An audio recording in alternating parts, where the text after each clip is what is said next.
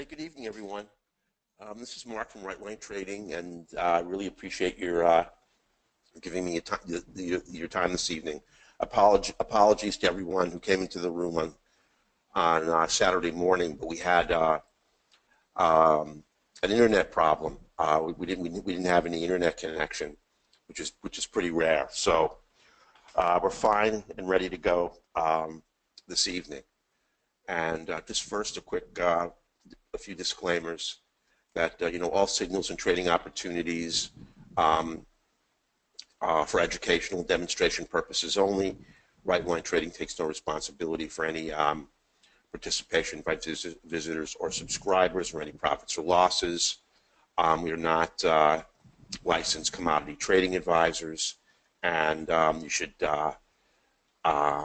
consult your financial counselor and be careful when you trade futures. No registered subscriber to RightLine is permitted in whole and part to copy, sell, reproduce, or transmit any of the information or materials relative to RightLine. And that's it for that. Just let me escape that. And what I wanted to do was to show everybody the difference between market profile, volume profile, the footprint, the delta, and between order flow. And I think that's a very, very commonly these are very commonly misunderstood concepts. And also to explain in our opinion here at RightLine just what is effective and what's not effective in terms of helping you trade the market. Now, unfortunately, I don't use this indicator, so it hasn't accumulated data, and so it's kind of a bare indicator, but it's still going to be valuable in allowing me to show you exactly what I'm talking about. Now, first, you may have heard the term the footprint. Each one of these candles is a footprint. Now, this is a 5 range of the E-mini. Now, what creates the footprint is that in each one of these tick levels is going to be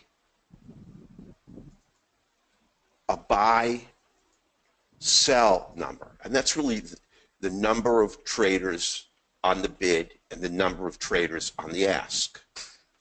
Now, the assumption is being made that if there are more traders on the buy side, then the instrument's going to go up. If there are more traders on the sell side, the instrument's going to go down. Now, this footprint creates that buy-sell difference on a tick-by-tick basis.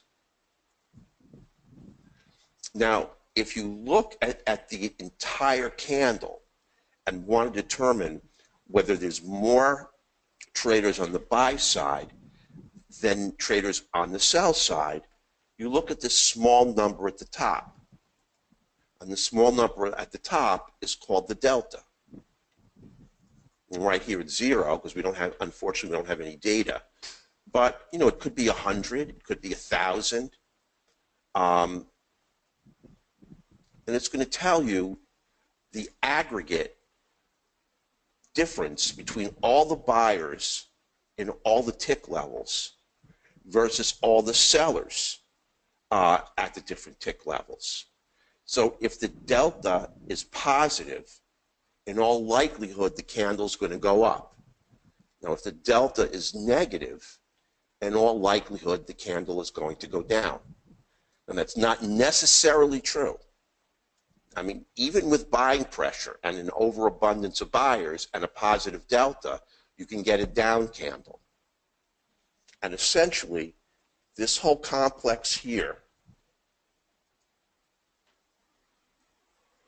consists of the footprint. And if I'd accumulated live data, you just see, 1,050 by 825, more traders on the buy side. And the candle, and each tick level is going to have a color. When there's a small abundance of buyers, it's going to be green. When there's a huge overabundance of buyers, it's going to be dark green. Now, part of the assumption that people who trade the footprint make is that, let's say, at this tick level right here,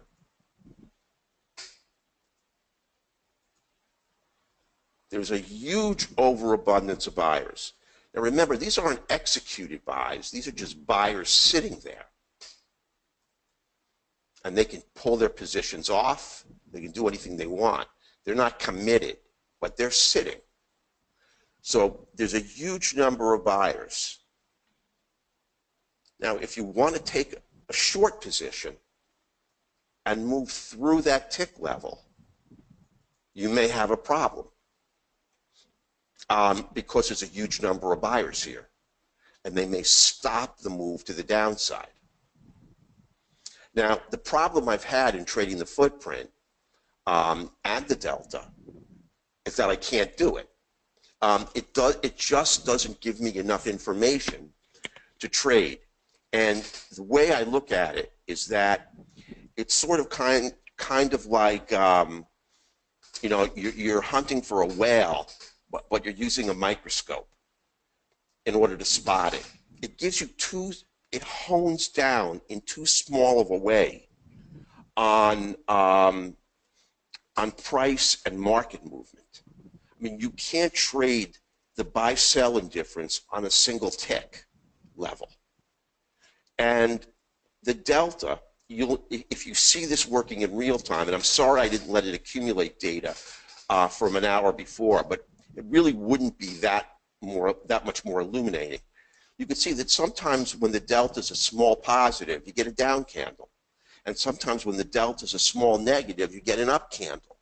So the delta is predictive of where the candle is going to close. It's not predictive of where the next candle is going to close. And what you're looking at is something that's going to predict future price movement. So what the indicator does, and it's also unfortunately not here, is it gives you a moving average of the delta.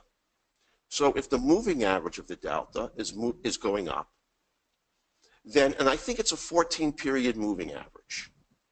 So it may be a 14-candle look-back moving average. So if this moving average of the delta is heading up, then there's a slow accumulation of buyers or more traders on the buy side than there are on the sell side, and that gives you a better indication of whether the market's going to go up or go down.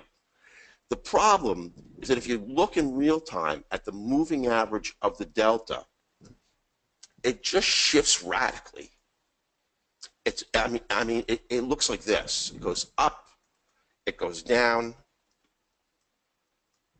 It's a very erratic indicator. It's very, very difficult to trade. It's a very choppy indicator. It's not smooth. And even intra-candle, you'll see that the delta moving average is really, really difficult to work with. So I've worked for many, many months looking at the predictive value of the footprint, the delta, and the moving average of the delta, and I have never been able to find a way to accurately trade them, just using this information. Not using price action or market structure, just trading a footprint and trading the moving average of the delta. So really, I've worked really, really hard to see if this is going to give us increase the predictive value of our entries, and I simply cannot find that to be true. So I just wanted to get that nomenclature down. Now, if you decide to try, I think you're going to be very, very frustrated. This is very, very rapidly moving data. Remember, on the E-mini, I mean, you can turn over 3,000 or 4,000 contracts a minute. That's fast. So, and the candle's up, the candle's going to go down. I mean, the tick level, and you know how the E-mini moves. It's on bid ask, up down, and it just fills this in a way that doesn't really create for you any future predictive value. And even when there's a huge overabundance of buyers on one particular candle, the next candle can have a huge overabundance of sellers. And it really wreaks havoc with the moving average of the delta only coming from the data from your trading chart. So this is something that we have discounted. And let me just move this off. I'm not going to click it out in case there's a question about it. And what we look at is something a little bit different. Now, before I go on to that, I also wanted to show you one other thing. So we now know what the footprint is, we know what the delta is, and we know what the moving average of the delta is. And let's bring in our own market profile and just hit OK. And let me just, on the market profile, let me just go to true.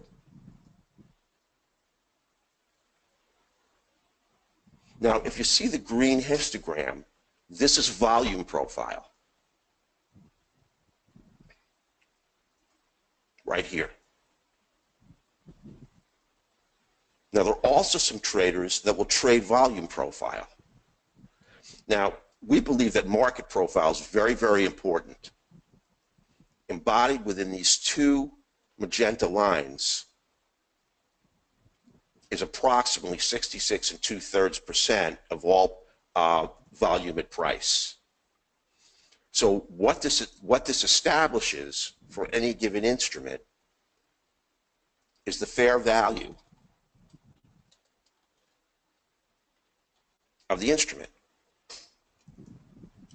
If almost 66 2/3% of all volume has occurred between the value area high and the value area low, whoops, value area low is here, then that's what the market has established as fair value for the price of the E-mini at that given second. So both the value area high and value area low act as very, very potent areas of support and resistance. Point of control is the single price where there's the greatest amount of volume. And it's a very strong area of support and resistance. But in volume profile, if you look at the histogram, there are additional things that you can trade. There are certain areas like right here where there's very, very little volume crossing, and that's a node. Now, one would suspect that price across these nodes is very, very easy. It's very easy to cross here because the price of crude doesn't want to sit here. There's very little volume crossing here. Here, there's a lot of volume. Here, this encompasses 66 2/3% of volume. This is the price that has the greatest amount of volume. And in between, there are areas at tick values where there's very little volume. So price is rejected at these areas. So you're going to see the price move through them very, very readily. But we don't trade the volume. We don't trade volume profile. And that's why we don't have multiple volume profiles like some people do. This does have a look-back period, but they'll have a trading chart volume profile, a 5-minute, a 10-minute, or they'll have a 5 range, an 8 range, a 13 range. They'll have different volume profiles to trade off of it. But I just have not found there to be any greater predictive value than just using the market profile, which is generated from the volume profile. And above and beyond that, we don't use it.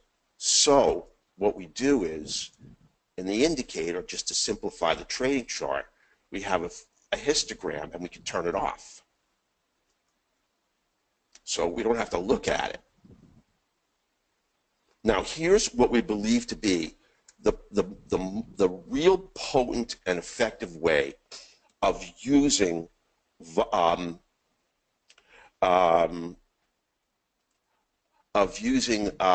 order flow. Now, remember, there's the delta, there's the footprint, there's the moving average of the footprint, there's market profile, which is right here, and there's volume profile. So what is order flow? Well, order flow is essentially the moving average of the delta. It's telling you in what direction orders are flowing. Are they flowing to the buy side or are they flowing to the sell side? That's what order flow is. But if we assimilate order flow data from one time frame, you're going to get a very choppy and difficult chart to read. And it's not going to have very much predictive value. So what we did was we created a order flow indicator that assimilates data from 3 time frames. Now, if you're trading a range, we use a higher time frame as the fibs. Now, the next highest range on a fib is your 8 range. And the next highest number after that is a 13. So we put the 13 in here, which is the longer term period, and it already knows to use the 8 range for the intermediate. You don't have to bother with that input. And what you're getting down here is really a moving average of the delta calculated on 3 different time frames. And that has tremendous predictive value. Now let me explain to you what the different colors mean. And you can see that when it's green, you have a nice way of predicting a move to the downside. And when it's red, you have a nice way of predicting a move to the downside. I'm sorry, when it's green, a nice way of predicting a move to the upside. Now, here's the thing that's really, really important. On the moving average of order flow, which is the moving average of the delta, on a single time frame from your trading chart, price moves the indicator. But because this is assimilating data from 3 separate time frames, the indicator moves price, because price tends to move in the direction of the higher term time frames. So if you have an overabundance of buyers and putting buying pressure on the 5 range, the 8 range, and the 13 range, that's reflected in the green. And you're very likely to move to the upside. When you have an overabundance of sellers on 3 separate time frames, then this is more than likely to push price or pull price to the downside. And if you look right here, I mean, the E-mini is a difficult instrument to trade, but if you look right here, and this occurred at 10:49, you got to move up. We're retracement traders right here. And then you have this trade. You can see you've got green order flow, and you've got yourself a beautiful move to the upside.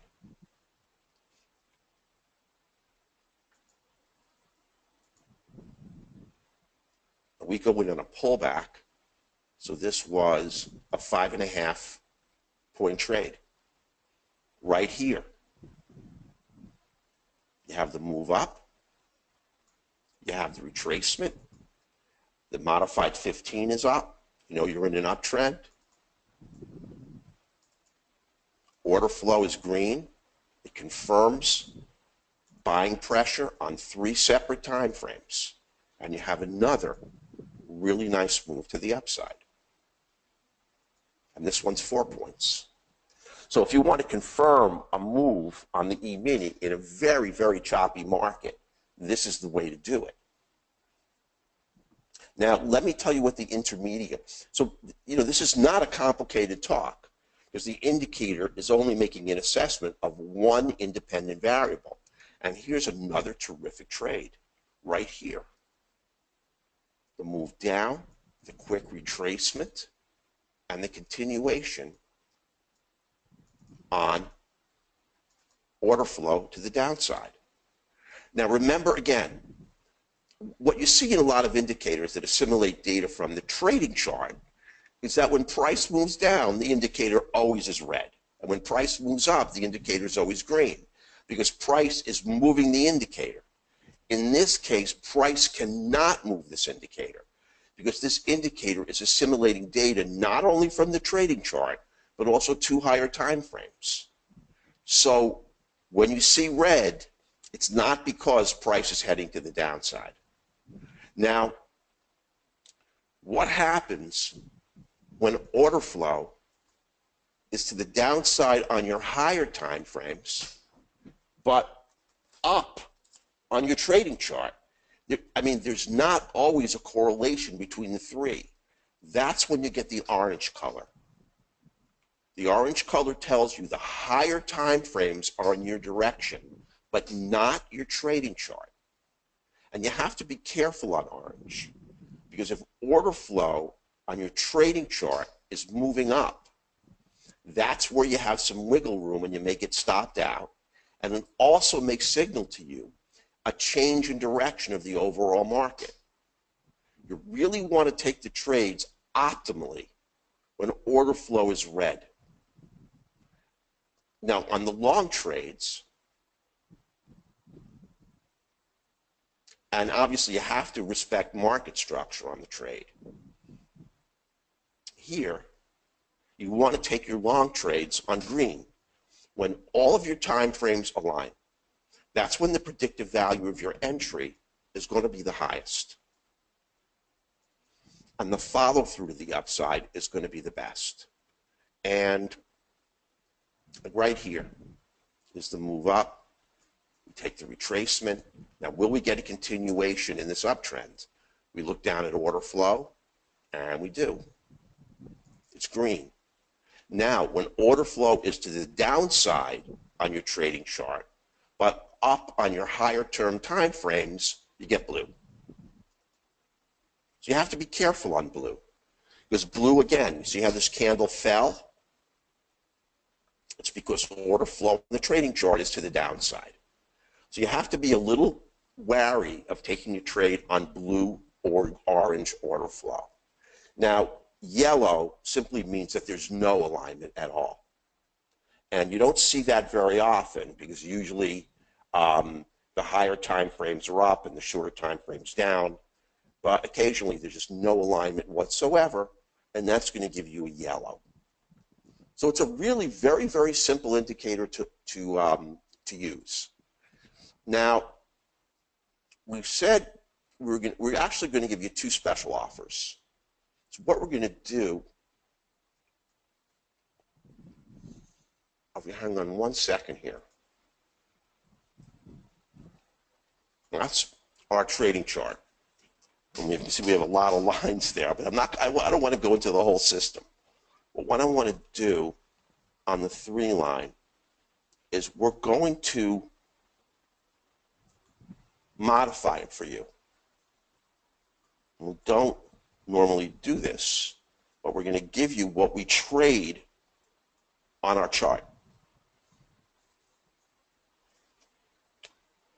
Now you can see here that we have 2 lines down here, and we have 2 lines down here.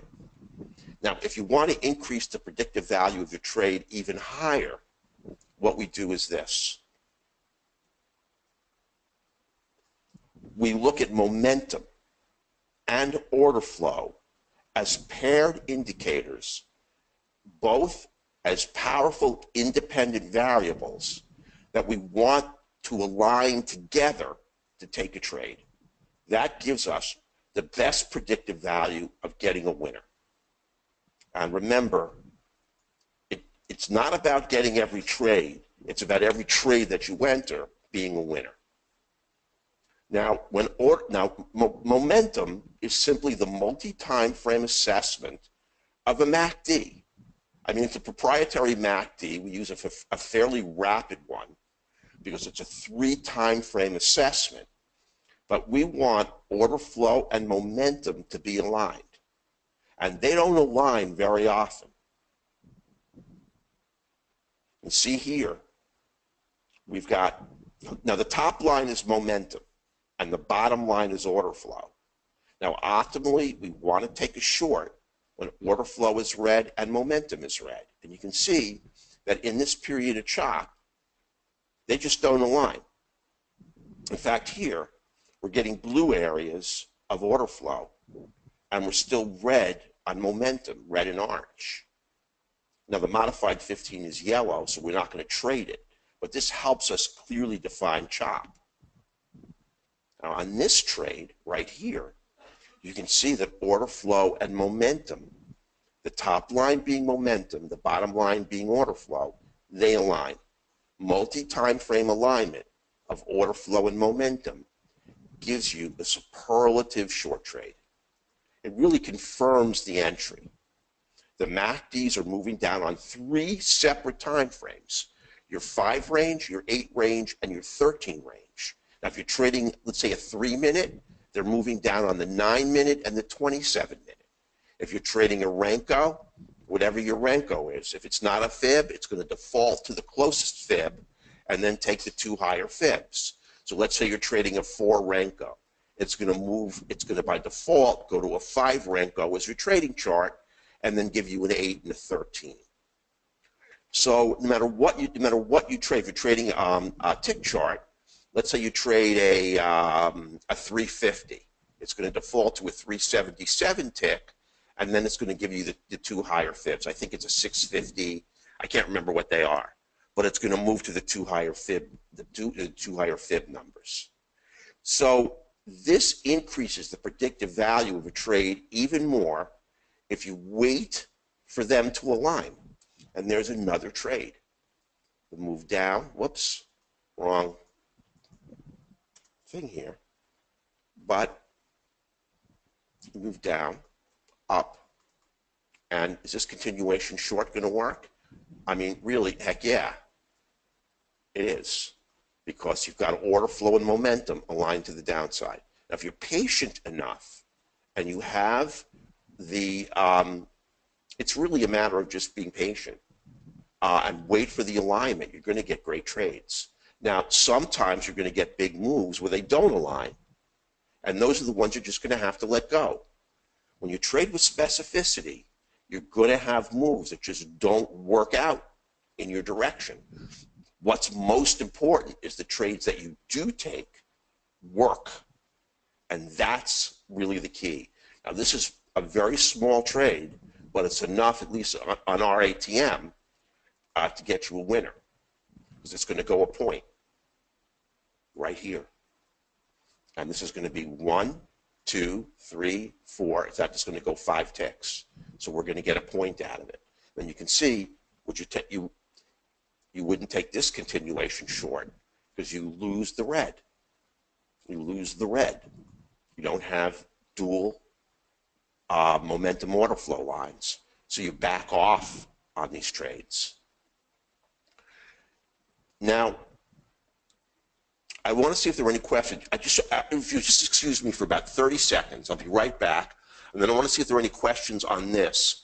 Then I'm going to show you the free indicator that we're going to give you, because it's really, really a valuable indicator. Just hang on 1 second.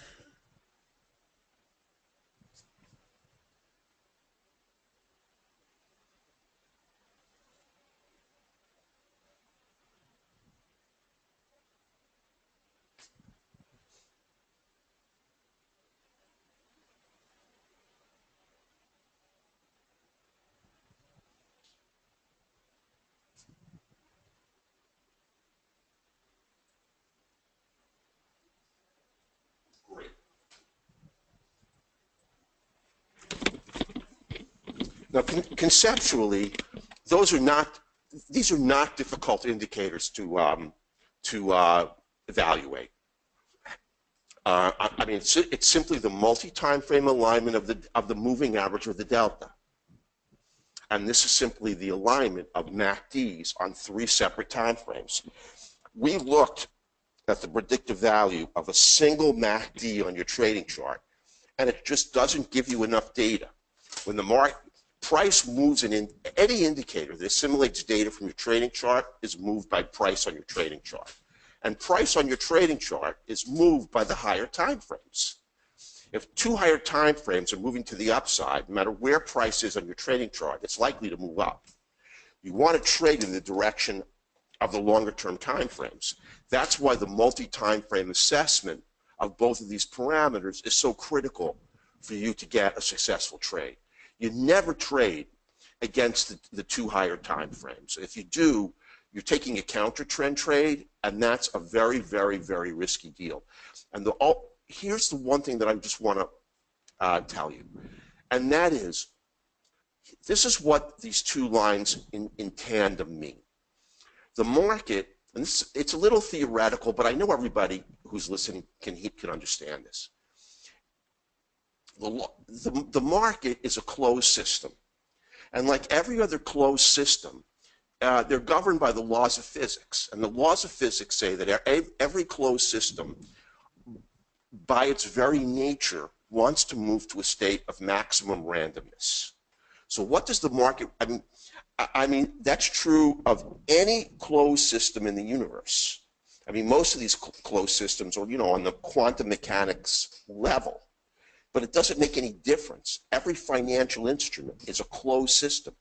Now, under normal circumstances, what happens to these financial instruments? They move into chop. And I always used to say to myself, why the heck does a market move in chop? Because it seems to me, when you have buyers and you have sellers, it's just moving randomly, and people are just trading money. I mean, the buyers and sellers are just giving it back and forth to each other. I mean, there's no direction to the market. And then I realized that that really is the way the market moves. And that's the way every financial instrument moves, as a closed system. Now, in order for a closed system to develop order, in physics, you have to apply energy. In the market, you have to apply money. So where does the money come from to put the market in a multi-time frame direction that correlates on 3 separate time frames? It's the application of institutional money. And that's why we use the 2 higher time frames. That's why we don't use 4 time frames or 5 time frames. 3 time frames, your trading chart, your 2nd higher time frame, and your 3rd higher time frame. When they align, it's telling you that it's almost impossible for that alignment to occur by random chance, because the market doesn't move that way on a random basis. On a random basis, it chops. When 3 time frames align, it's simply because there's the application of a large amount of institutional money pushing the market to the up, and that upward movement is sweeping through 2 higher time frames down to your shorter term time frame. And that's what these are telling you, really. When you get an alignment of momentum, upper line, order flow, lower line, and they're both green, or you get an alignment where they're both red, and you get, remember, nothing can guarantee the continuation of a trade. And that's what kills options traders. They take a stock in a downward movement, and it retraces and then continues. Or they take a stock in a downward movement, and it goes into consolidation. And the consolidation can last months. That's why we take a move out of a retracement.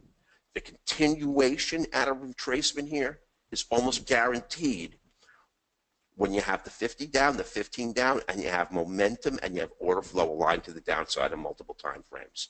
I can't find a period of consolidation, but we have a consolidation indicator. Let me load 20 days. And it's just superlative to take a trade out of consolidation. It's actually my favorite market structure setup to take a trade out of it. It's going a little bit beyond the scope, but I want to show you why consolidation is so great. It shouldn't take long to load because there are not many indicators on the chart. Okay, let me see. Okay, here's consolidation right here. Now, you could have taken it here, and it would have top ticked you. Now, the problem with consolidation, I'm not going to pick this because this is a complex consolidation setup, but I want to show you an easier one so you can understand how to trade out of it.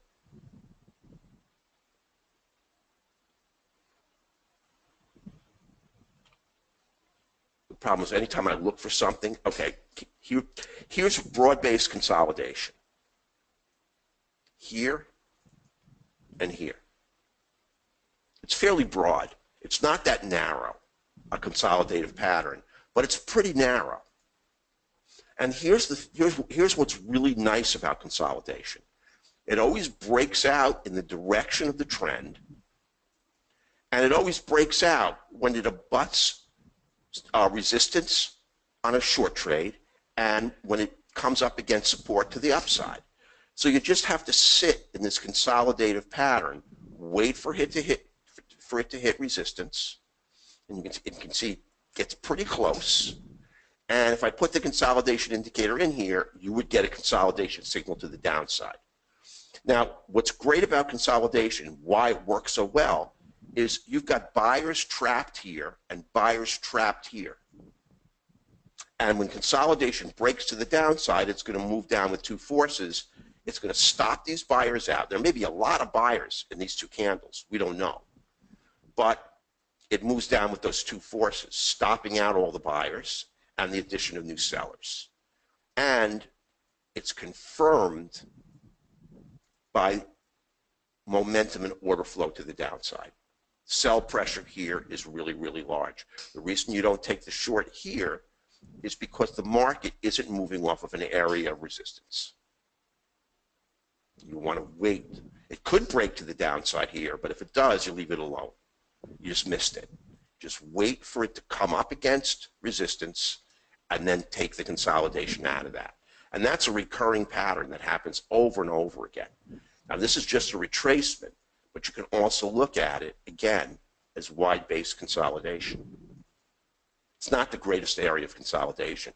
Here's a great area of consolidation right here.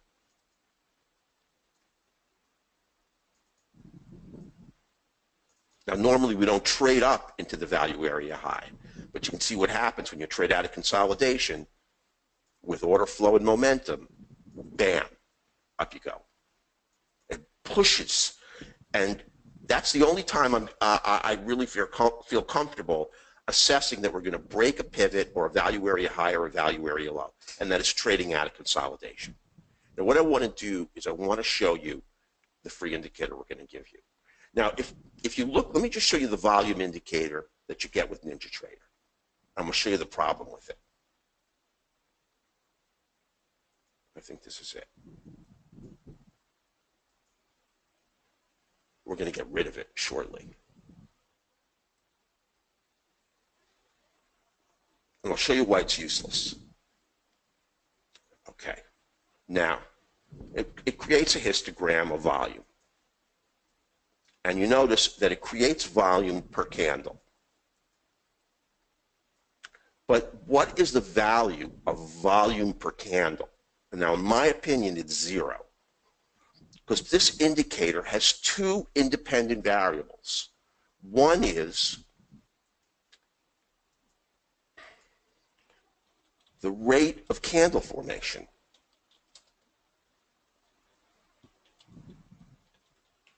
Oops, I can't spell it. I just spelled it wrong. If candles are forming really, really quick, then volume isn't going to get a chance to accumulate. And sometimes candles, even on high volume, don't move. And then they accumulate an enormous amount of volume. So when you look back on this move, you see, okay, you know what? Here's a volume spike, and it pushed this market up. Here's climactic volume right here.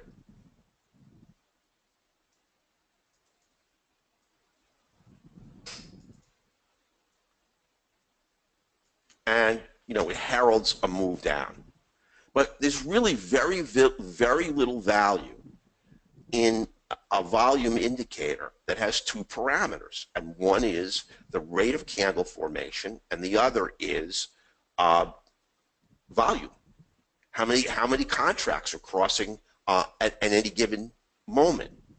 So what we've done is we don't use this indicator, because what you want to see is something a lot better. I don't know if I can find it. And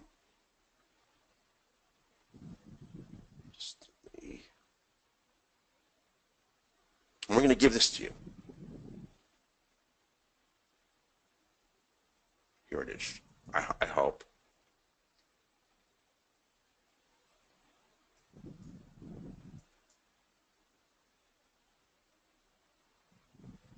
Oh, I don't think I brought it down. I'm sorry. I didn't click on it.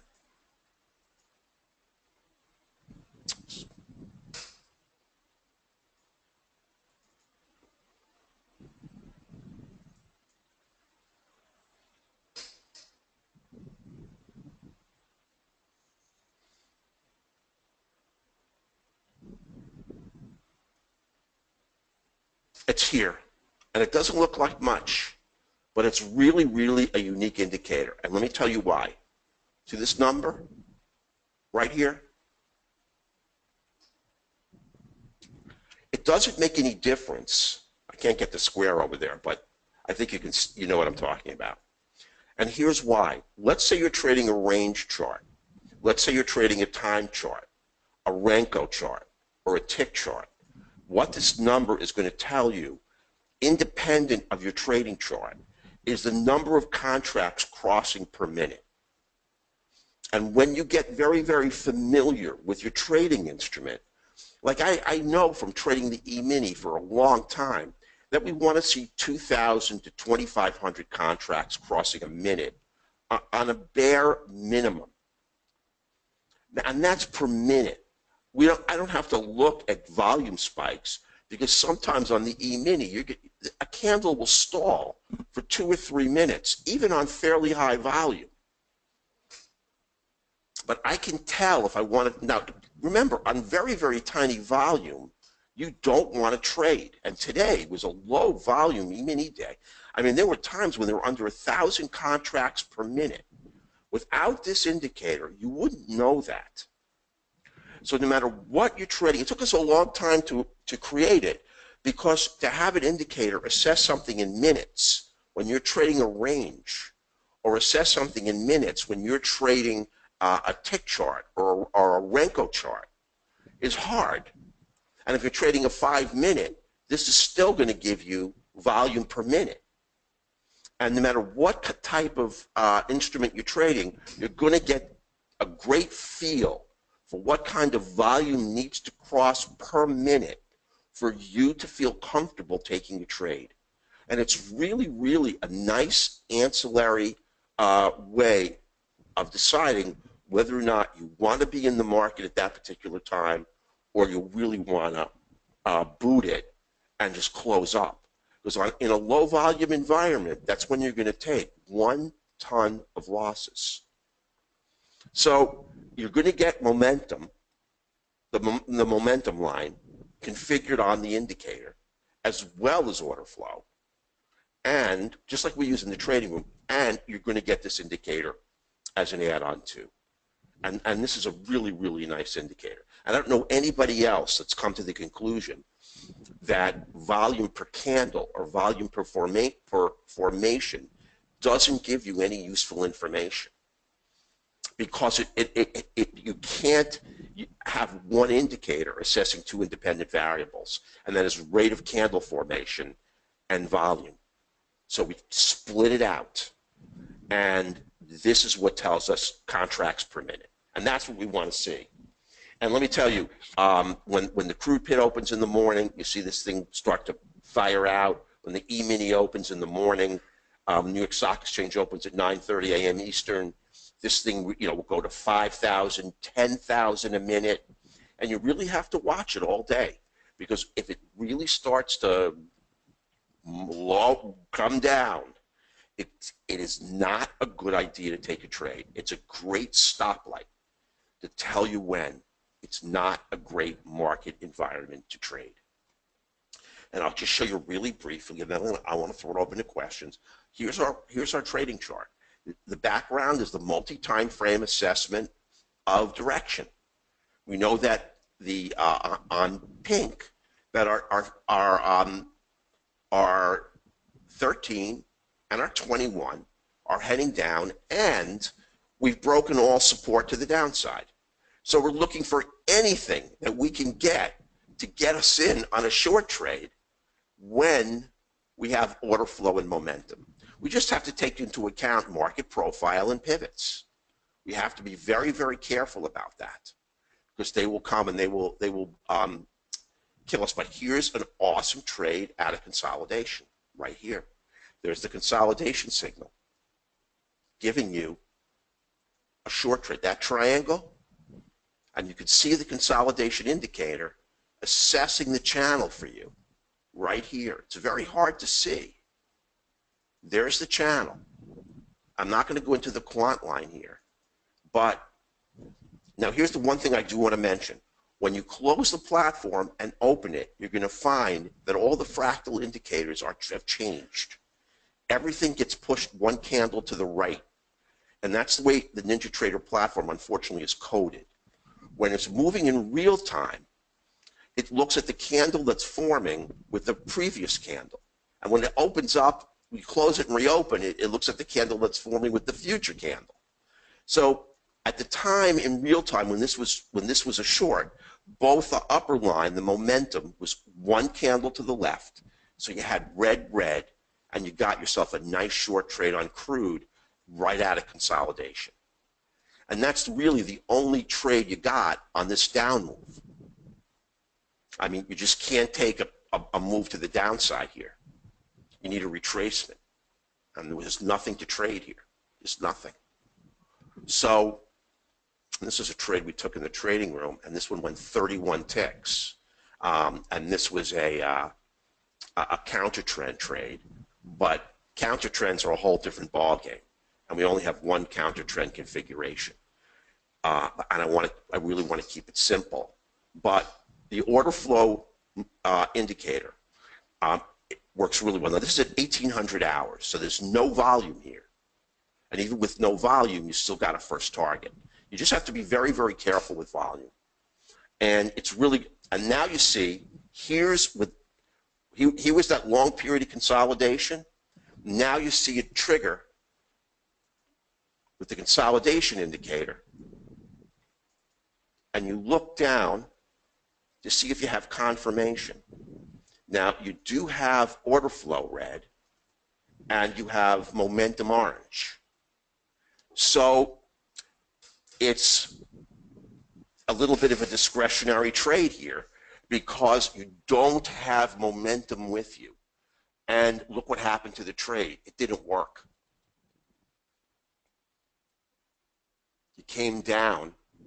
It came up, stopped out by one tick, and then when the trade occurred right here, remember, push this over, you had order flow and momentum red.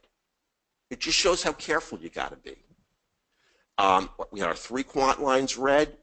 Just the fact that you had short-term momentum with you against you, and this was orange. Then the next candle, push it to the left. You had momentum and order flow. Bam, down you go for a winning trade. So that's really it. I mean, it's a lot, and no matter what methodology you use, no matter how you trade, if you can confirm with multi-time frame momentum and multi-time frame order flow, and you make sure that the volume per minute is acceptable, and it isn't going to take you long, it'll take you 2 or 3 trading days to see the kind of volume you want on whatever instrument you trade. I'll tell you right now, if it's the E-mini, you want about 2,000 contracts per minute. If it's crude, optimally, you'd like to see 300 or 400 contracts per minute crossing. Anything less than that puts you into a little bit more danger. And this morning, we were seeing minutes where there was 800 contracts, 1,000 contracts, very, very, very low volume, not reflected in the candles, because the candles on the E-mini were just sitting and accumulating volume. So it was really bad. But with this indicator, you can really do it. So let me see if there are any questions. Whoops. Wrong one. Okay, hang on. There are. Just see.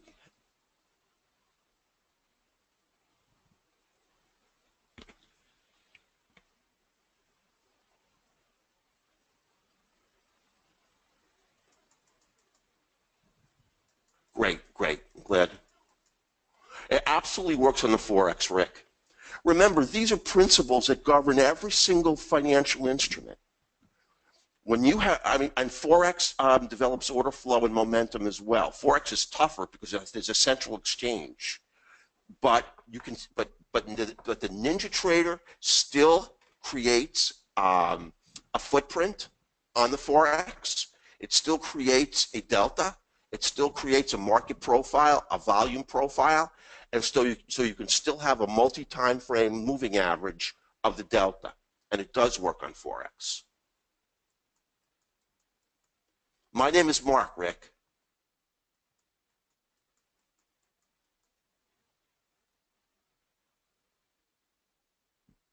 Well, Tony says these they're not transparent, do not know how accurate they are. Well, the thing is, some of it has to be a little bit intuitive. If the delta or the buy-sell imbalance is towards the sell side on a multi-time frame basis, it's going to move to the downside. I mean, we've done an assessment of the precision of these indicators, and they're very helpful.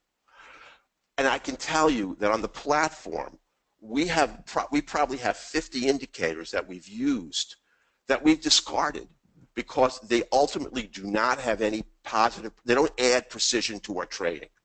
They just don't increase, they just don't make it trading any more precise. We have oscillator entries. If I showed you the bundle of indicators that don't work, it's huge. But these indicators do increase the positive predictive value of a trade. I'm telling you, by using them on our live trading room, they really help us out. They're not going to guarantee that every trade's a winner, but they're certainly going to filter trades. And remember what I said, it's all about specificity. You're looking for true negatives. Those are trades that do not make it. And this really does filter it out. Not true positives.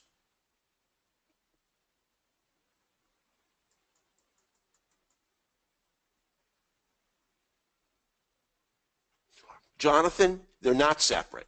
We would have to give you a license for the indicator, but you get a lifetime license for that.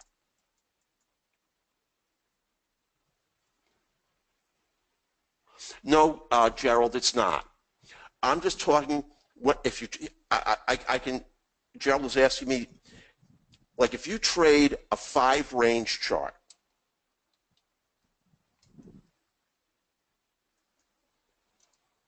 Your next highest time frame for us is an 8-range because it's the next highest fib. And your next highest time frame is a 13 because that's the next highest fib. If you trade an 8-range, your next highest time frame is a 13-range, and your next highest time frame is a 21-range. Now, if you trade, let's say, a 3-minute, your next highest time frame is 9 minutes, or 3 times 3. And your next highest time frame after that is 27 minutes. If you trade a Renko, if you trade a 5 Renko, it's perfect because then you get the 2 higher time frames are going to be an 8 and a 13 Renko. But let's say that you want to trade a range chart that's a 4-range, or you want to trade a 6-range. The indicator is going to default your higher time frames to the nearest fib. So it's going to give you the higher time frames of 8 and 13 by looking at your trading chart and saying, you know what, that 6 is about it's pretty close to a 5, and going to the higher time frames is 8 and 13 range. It's going to be so close, it's not going to make any difference. If you trade a 7 on your chart, then it's going to default up to an 8, and it's going to take your higher time frames as 13 and 21. So, and let's say that you trade a 377 tick. Now, I just don't remember what the fib numbers are, but 377 is a fib number. So it's going to be the next highest fib number, and then the next after that. So that's how it works. It's always going to go to your 2 higher time frames. And the indicator's coded that way. So the only thing that you have to put into the indicator, and this is the information when we configure it for you, you're going to tell us, is if you trade an 8, we're going to put 13 in there. A 5, we're going to put a 13 in there for you. If you trade a 6, we're going to default to a 5, and we're going to put a 13 in there for you. And it's going to default to the intermediate 8. It does it all by itself. So you just tell us what you need. When you're trading time, it's real easy. You just take, if it's a 2-minute, your next one is 6 minutes, and then you multiply that by 3, and your next one is 18 minute, and that's going to give you a perfect 3 time frame analysis of these parameters.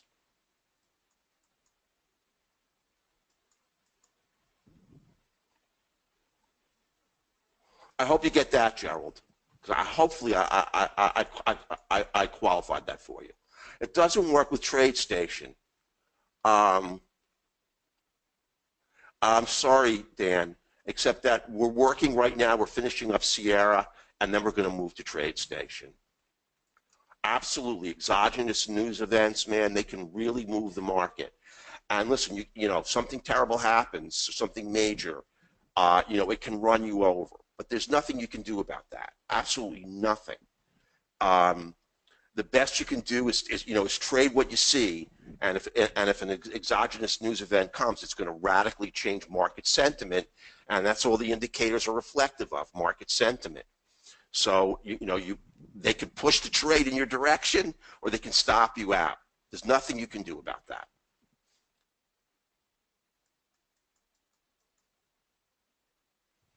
Tony, the trading strategies are just too much to go into in this webinar. I could give another webinar sometime in the future on our trading strategies, trading out of consolidation, trading the C candles, only trend trading except for one specific counter trend trade. I can just tell you if there's the only information you take away is do not try to counter trend trade, because there's no indicator that can call a top and no indicator that can call a bottom, because the trends are created by institutional money, and the market is going to hit a top when the institutions stop applying money. The trend will abruptly come to a halt, and the market, like a closed system, will start to chop, and likely you're going to get what happens in every closed system, a retracement back to the mean. If the institutions push the market all the way to the top, and then they move out, and you see volume fall precipitously, the market's going to make its way back to the mean, but it may take 15 or 20 minutes. You can't take that fall in volume as a license to reverse. If you do, you're going to get run over and over again. But that's really the way it works, and just take trades with the trend, because you're trading with the big institutional money. And that's the way you're not going to get run over. Just take a look at this move down on the E-mini. Every up candle is a counter trend trade. And look what happens to all these counter trend traders. This one, run over. These two, they're run over. They're all run over. And you wonder who the heck is doing this. Here, here, here. They're all counter trend trading because the trend from here is down. But if it wasn't for these traders trading counter trend, we wouldn't get pivots to get in. They're creating the retracements, the move down, the retracement, and then the continuation trade to the short side. But I mean, we never want to be caught in that counter trend direction, ever.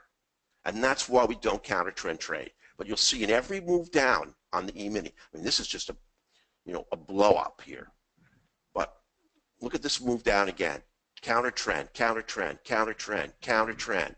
Now, eventually the market hits the bottom, but that's after 1, 2, 3, 4 blow-ups for counter trend traders. Eventually, the market hits a bottom, but you don't want to be guessing, and no indicator can make that distinction. Divergence is not going to do it. It works sometimes and doesn't work other times, and if you trade divergence, you're going to get run over and you're going to get beat up, and you're going to lose your money. You got to trend trade. Let me look at,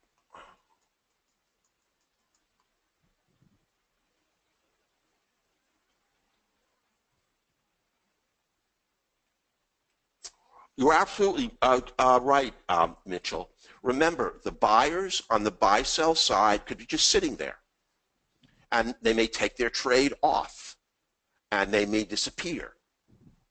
That's what makes the indicator less than perfect, because it may be that in a move down on a given tick value, there's an enormous sell order put in, and then it's removed. And just because it's removed, they don't subtract it out of the sell side. And that's what makes the indicator imperfect. But remember, there's so much volume crossing that it kind of negates that little bit of play of traders throwing in trades, taking them off, moving them around. In general, this is a really nice assessment because it's multi-time frame of whether there's buying pressure or selling pressure.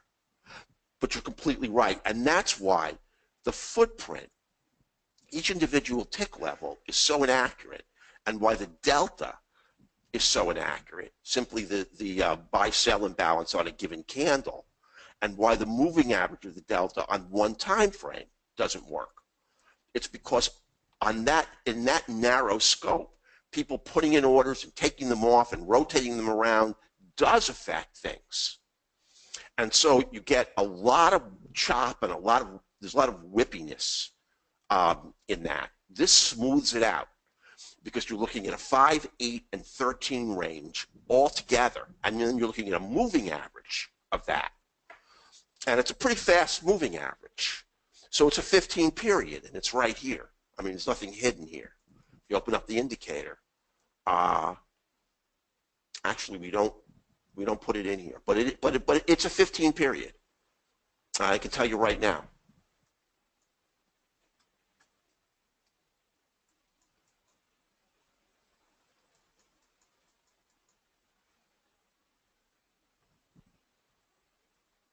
No, David, the indicator can be used on time, tick, Renko, or range. It does not make any difference.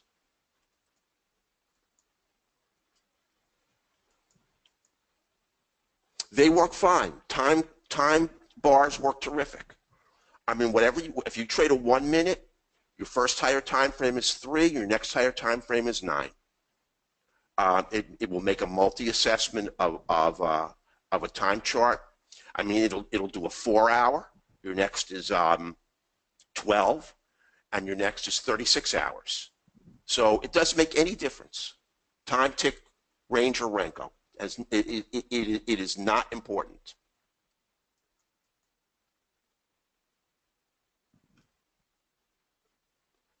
No. In fact, this doesn't even work on Market Delta.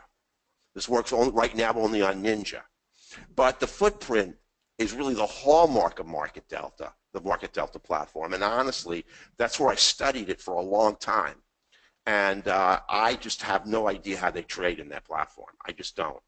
I don't like to put anything down, but the guy in that room, Anthony's a great guy, and he's very nice, and he really works with traders. But I have no clue how they trade the E-mini on the footprint. And you'll notice that, and they stay away from crude. They stay away from other trading instruments because it's just not that precise. We love crude because crude gives us great entries. The more volatility on an instrument, the better that we eat it up. So we don't shy away. And our algorithmic system, we played bonds, notes, the NASDAQ, gold, crude, and the E-mini. So you do not, Richard.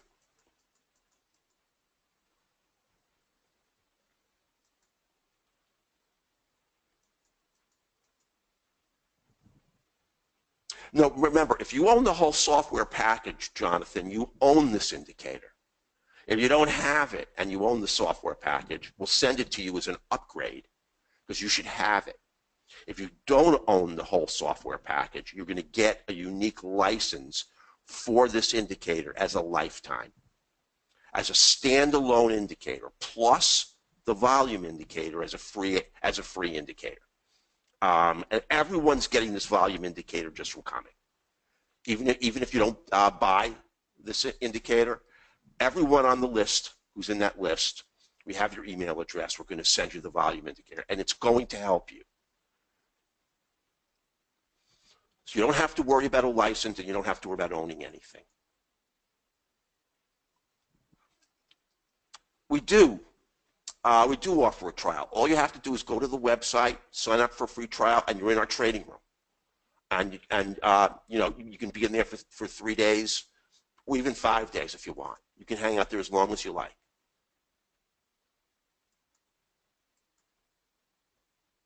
On the ES, good volume on the ES, Dion, I'm sorry, is about 2,000 contracts a minute.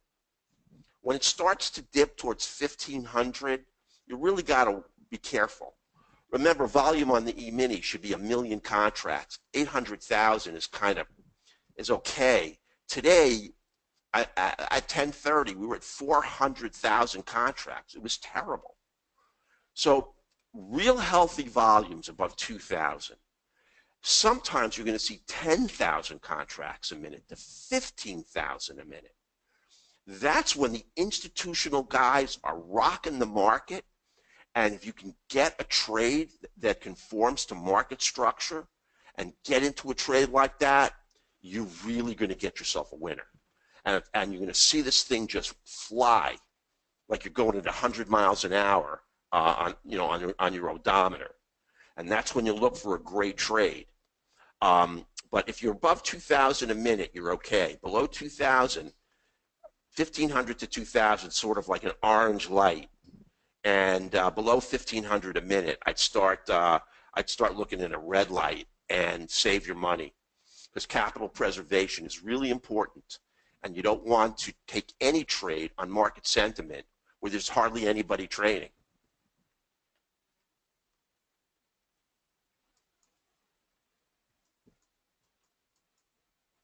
It doesn't work with TradeStation, Dan. Unfortunately, we're not on there yet. We're going to be on there hopefully in a couple of months, but right now we're not. Jonathan, if you have the software, just send us an email and we'll send you the upgrade. Okay? If you don't have it, you got to purchase it. But if you own the software, you got it. Absolutely, Jeremy. You can use this on a 2 or 3 range. In fact, we trade a 3 range on bonds and notes. A 3 range defaults to a 5 and an 8 range on the higher time frames. A 2 range would default to a 3 and give you a 5 and an 8, and it would work great. So you have no problem with a 2 or 3 range, Jeremy.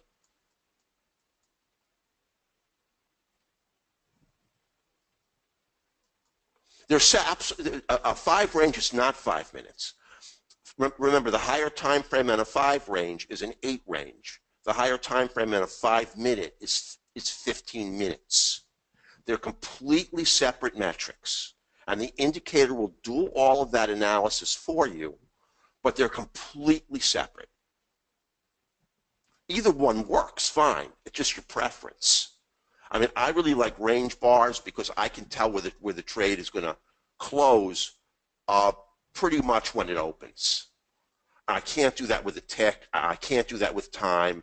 I can do that with a Renko pretty much, but I used to trade tick charts for a long time, but I really became kind of wedded to range bars. But believe me, I'm not going to tell you they're the only way to trade for sure. A lot of people like time charts, and a lot of people like tick charts. But and this works great with all of them. Makes no difference.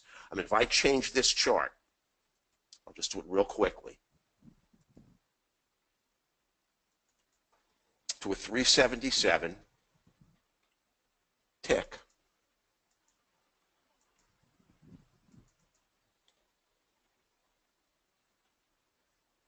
Put that in.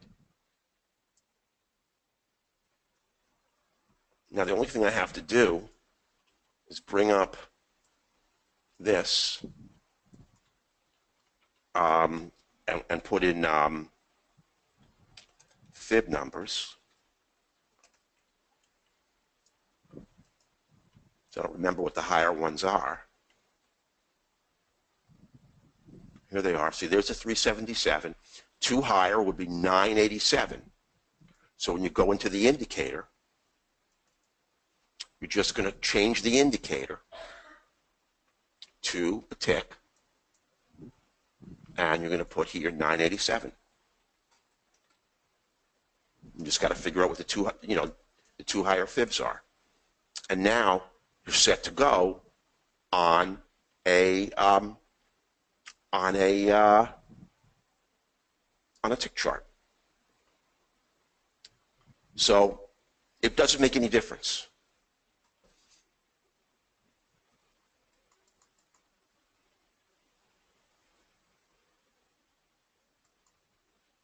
It's $129. Now, it's $129 for both, Brett. This is one indicator. All we're doing is we're formatting it for you to give you both. It's one single indicator, momentum and order flow for $129. And everybody gets this anyway, the volume indicator. But that's what this indicator, we're selling it for. And it's going to be configured to show you both. Now, we were going to configure it to only show you one and then upsell you, but I figured it was just what I really wanted to do. I want everyone to be successful. And really, the indicator gets more power when you've got a correlation between order flow and momentum. Order flow is a great standalone, but put it with momentum, and you've got a really, really powerful analysis. And you can see here, you've got momentum to the downside. This is really with almost no volume. You can see order flow is all over the place. So we tell you, don't trade. And only with, right here, is a really nice continuation trade. And you can see here, there's a break in the 50. You just got to move this to the, you just got to push everything to the left. See, this gives me a different configuration. And I put in a very, very, very big fit. Well, that's not really a big tick chart for the E-mini. Let me just move it over to where there's more volume. As you can see, it's getting a lot of candles.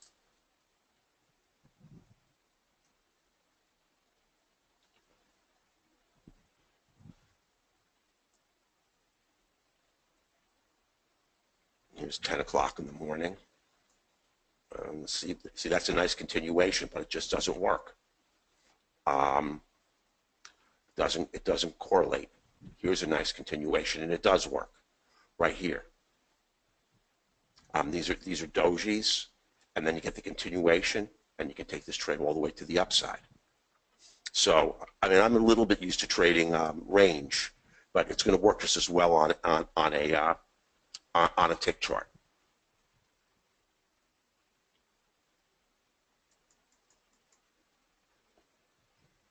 Gerald, it doesn't matter. We have an options newsletter, and the one thing that I've been very, very careful about when I pick an option is I want to take either you trade it on fundamentals, but if you trade it on technicals, you want to take a stock trade out of consolidation or out of a retracement. What I found, you know, the old adage is 70% of all traders who buy options lose, and 70% of all traders who sell options win. And the reason is when you sell an option, you put time on your side. And that takes the problem of consolidation and retracement out. When you're buying an option and you get an instrument that's moving really, really hard to the downside, let's say it goes into a period of consolidation right here, and the consolidation lasts 2 months. It hasn't broken its downtrend. You were right about the stock. And it's going to break out of its trend and blow to the downside. But it's a matter of timing. And the same thing with the retracement. I mean, you could take a stock that's really stoking to the upside. It just is going to pull back to support and then continue up. You have to be very, very careful if you look at the technical analysis. And very few options traders do. They use that squeeze thing. But that's really kind of nonsense as far as I'm concerned. You've got to look at the market structure and price action of the instrument that the underlying instrument of the option you're trading. And we trade everything. I mean, right now, you know, the market's gotten very, very tough. And I was trading mostly vertical spreads, but now we're buying more calls and puts. And I was looking at a butterfly. And I mean, we're trying to expand because the market's been very tough. And last month we had the worst, you know, the most difficult month we had in 18 months. And I don't hide anything. I mean, we have an incredible track record, but October was a tough month. We had the collapse of gold. We had a Rand Gold bull put spread, and you know, it bled. And JCPenney just gave us some money, and Mylan Labs just gave us some money. But boy, it was a rocky road. Hold on 1 second here.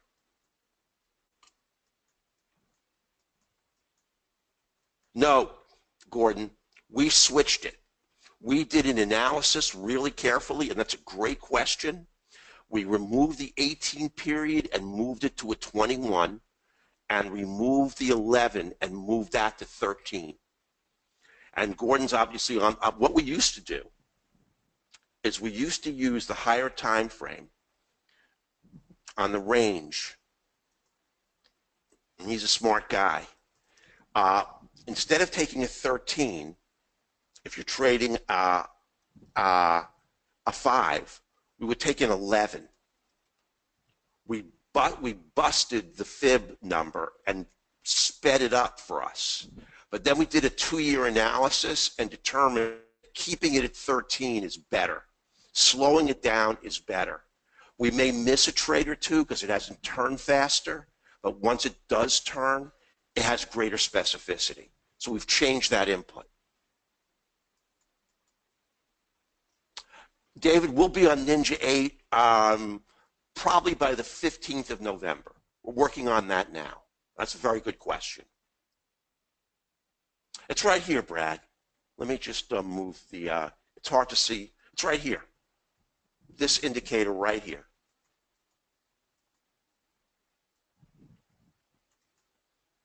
And the top line is momentum, right here. And the bottom line is order flow. And you really want both of these in your favor. They don't have to be. Remember, each of them are independent variables, and you have to decide on any specific trade setup that meets market structure and price action requirements, on a retracement to support or resistance, whether you want to take the continuation. If on a short both are red, it's great. On a long, if both are green, it's great. If you want a red and an orange, just you know that the positive predictive value of the trade is going to drop. And you may just, you know, think it's just too good to pass up, and it may make it. But here's the thing about, and I just want to give you this quickie about trading software. If the trading software and platform that you use don't define each of the independent variables, and give you a positive predictive value for a trailing entry, then they have no value. Because the creator of the software can't tell you what percentage of winners are, what you need in order to get a trade. He hasn't defined the sensitivity and specificity of each of the individual indicators. We know that these are powerful independent predictors of a continuation to the downside. So as a single standalone indicator demonstrating multi-time frame order flow and multi-time frame momentum, they're going to help you trade no matter what your trading methodology is. And that's why we're offering it. As simply, you know, I mean, if you want more of the platform, just give Rory a call and I'll put all the numbers up. But this is a powerful single indicator. And that's why that's why we're profiling it. I'll tell you what's really powerful is the C candle entries and the consolidation entries. I mean, it's hard to read consolidation, but you can see this consolidation entry, order flow and momentum. See all the way down here, winner. This consolidation right here has got order flow and momentum. It's a winner. This one is not a winner, but it's just not. And believe me, I'm not going to tell you if I go through this thing, you're not going to find a loser here and there for sure.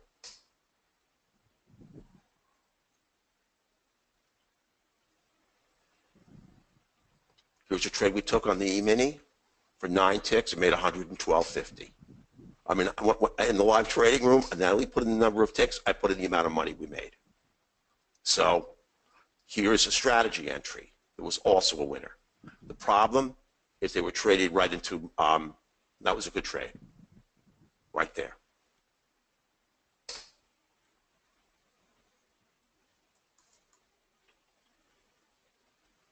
Correct.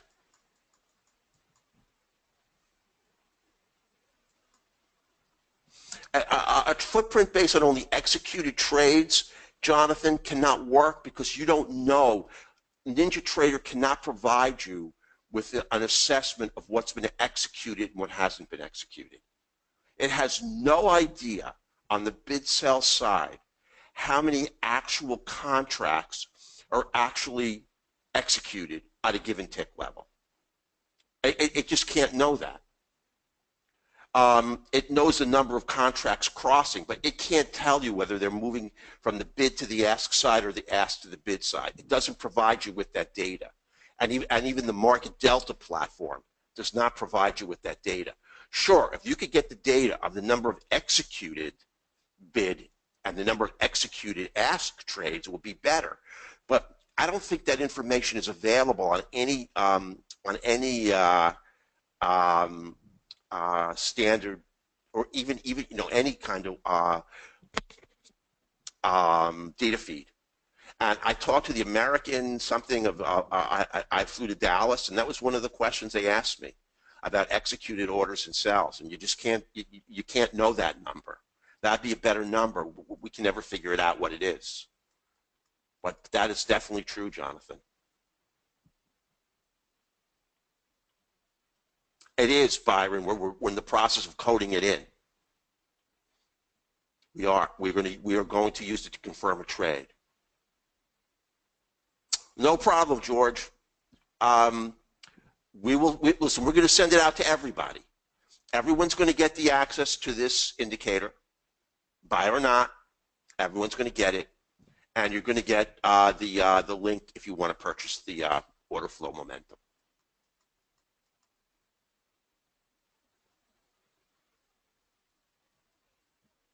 Exactly, Dan. That's correct. Correct. 610, 987, 1597. You got it.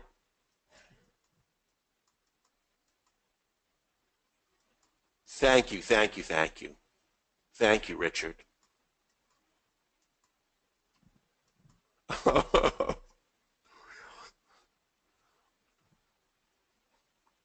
Yeah, I know.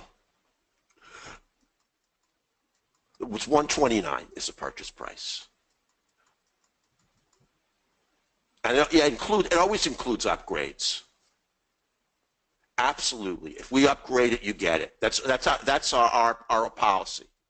Always. If we make this better and you own it, you get it.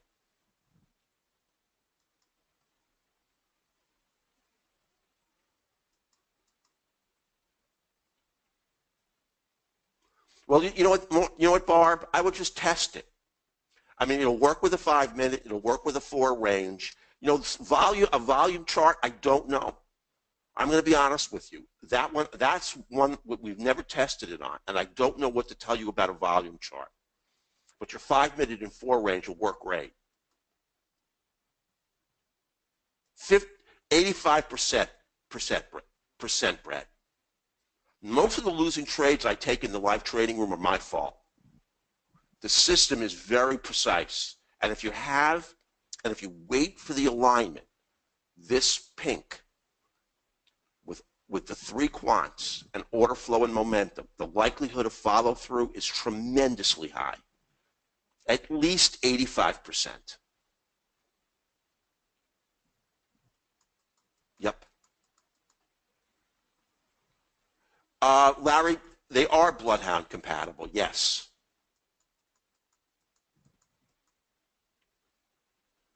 Yeah, you can change the indicator yourself. It's very, very, very easy, Barb. Yes, all you got to do, it's very simple. All you got to do is go here and based on your trading chart, calculate 2 higher time frames. For the fibs, it's 2 higher fib numbers. For time, it's 2 higher times. You know, if you're trading a 3-minute, the first higher time frame is 9-minute.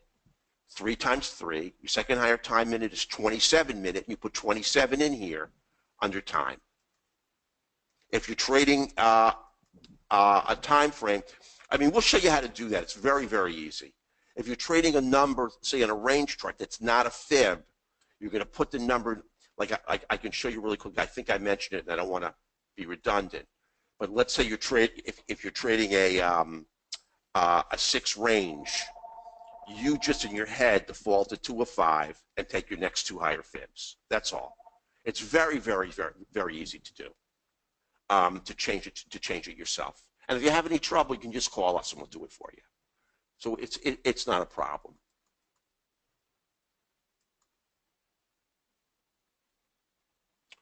Jonathan, just give us a call when Leo's here and he'll update it for you, okay? Yeah, I'll show it on my chart setup. Hold on 1 second. Now, we'll send Jared, we'll send the recording of this webinar out as soon as we're done. Listen, we have great support. If you need any technical assistance with the indicator, you just give us a call and we will fix it for you. You got it, 3, 9, and 12, exactly. Yeah, we're going to email the recording to everybody. Now, here's the full platform right here. Here's crude. You can see we have 1 quant line, and here's the top line's momentum, bottom line's order flow, and you can see we have our volume indicator, which is really, really important. I mean, I would feel lost without it. I really would. And up here, this shows you the total amount of volume in the whole session. And these are just analytics we use to help us trade in the room. I mean, I don't want to go into the whole platform because it's long. But we use it in the room, and right there is where it projects, right here, these 2. So listen, everyone, I'm going to hold up because I don't want to go too long. If you have any additional questions, you can email me. Rory and I will be here for at least another half an hour. You can give us a call. We'll send you the link to the purchase, and we'll also send you, we will send you tomorrow, you will get a zip file that contains the indicator. We just need to get Leo back here, and he will send a zip file with the volume indicator to everybody who registered and came in for this webinar. And I really appreciate your time. And if you buy it, we will help you configure it. And if you have a problem with it, we'll help you fix it. And if we upgrade it, you get the upgrades. So everybody really have a really, really great afternoon and great evening. And again, if there's anything we can do to help out, just let us know. So take care, and thank you very, very much. Bye-bye.